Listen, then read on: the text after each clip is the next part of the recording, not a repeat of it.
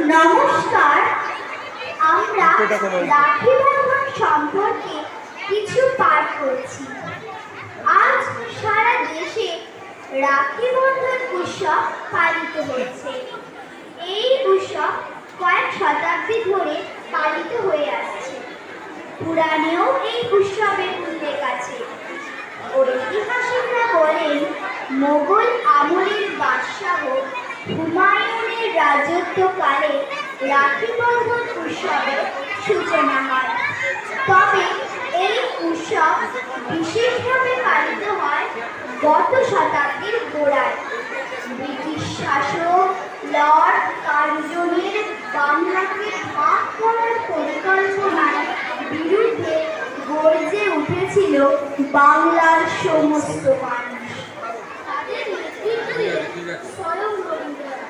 রাখি পূর্ণিমাতেও নয়, 1905 সালের 16 অক্টোবর রাখি বন্ধন উৎসব পালন করার জন্য এক শোভাযাত্রার আয়োজন করেছিলেন রবীন্দ্রনাথ।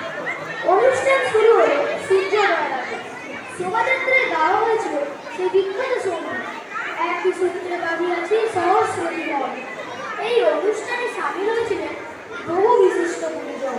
হিন্দু, মুসলমান ও অন্যান্য জাতির মানুষেরা একে অপরের হাতে রাখি পরিয়ে শপথ নিল ব্রিটিশ শাসক বাংলাকে ভাগ করলেও পূর্ব ও পশ্চিম বাংলার মানুষ মনে প্রাণে একই থাকবে।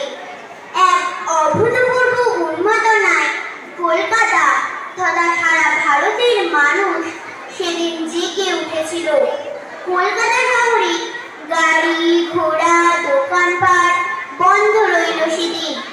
দিকে দিকে হাজার হাজার কণ্ঠে ধ্বনিত প্রতিধ্বনিত হল বিশ্বকবির সেই বিখ্যাত রাখি সঙ্গীত, বাংলার